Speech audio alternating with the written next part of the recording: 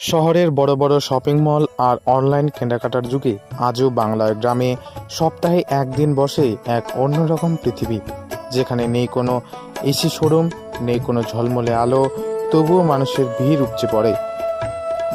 এটাই গ্রামের হাট। শুধু কেনাবেচার জায়গা নয়, এটি গ্রাম বাংলার সংস্কৃতি, ঐতিহ্য আর মানুষের মিলন মেলা।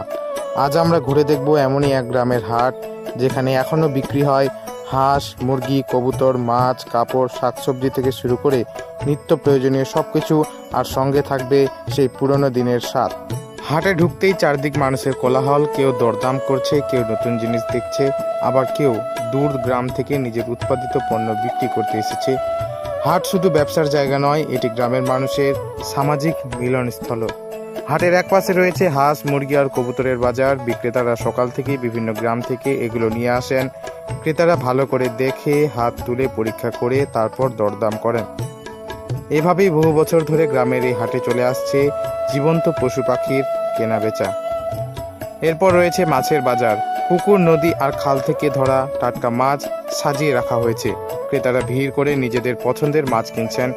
টাটকা মাছের গন্ধ, বিক্রেতাদের হাঁকডাক আর মানুষের ভিড়, সব মিলিয়ে এক আলাদা পরিবেশ তৈরি হয়। হাটের আরেক পাশে রয়েছে কাপড়ের দোকান। শাড়ি, লুঙ্গি, গামছা, জামা কাপড় সবই মিলছে এক জায়গায়। পাশে রয়েছে বাসনপত্র, কৃষি সরঞ্জাম, খেলনা, মশলা ও দৈনন্দিন ব্যবহার্য নানা জিনিসের দোকান। একসময় গ্রামের মানুষের কেনাকাটার প্রধান ভরসা ছিল এই হাট। আজকের আধুনিক সেলুনের যুগেও কিছু গ্রামের হাটে দেখা যায় পুরনো দিনের সেই দৃশ্য।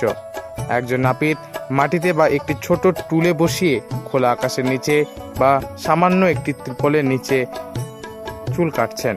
এই দৃশ্য যেন আমাদের ফিরিয়ে নিয়ে যায় বহু বছর আগের বাংলায়। এত ঘোরাঘুরির পর যদি একটু খিদে পায়, তাহলে রয়েছে গরম গরম বেগুনি, কচুরি, সিঙ্গাড়া, হাটের নাড়ু, জিলিপি আর চা। কাঠের বেঞ্চে বসে ধোয়া ওঠা চায়ের সঙ্গে এই খাবারের স্বাদ যেন আজও একই রকম। এই স্বাদ শুধু খাবারের নয়, এটি গ্রাম বাংলার আবেগ। হাটে রয়েছে হাঁস, খাসি ও মুরগির মাংসের দোকানও। সকাল থেকে এখানে ক্রেতাদের ভিড় লেগে থাকে। অনেকেই সপ্তাহের বাজার একদিনে করে বাড়ি ফিরে যান। গ্রামের হাট শুধু কেনাবেচার জায়গা নয়, এটি বাংলার ঐতিহ্য, মানুষের সম্পর্ক আর গ্রামীণ জীবনের একটি জীবন্ত প্রতিচ্ছবি। সময়ের সঙ্গে অনেক কিছু বদলে গেলেও এই হাট আজও আমাদের শিকড়ের গল্প বলে। আপনি যদি কখনো গ্রামের হাটে গিয়ে থাকেন, তাহলে কমেন্টে আপনার অভিজ্ঞতা লিখে জানান। ভিডিওটি ভালো লাগলে লাইক করুন, চ্যানেলটি সাবস্ক্রাইব করুন। আবার দেখা হবে বাংলার আরেকটি অজানা গল্প নিয়ে। ধন্যবাদ।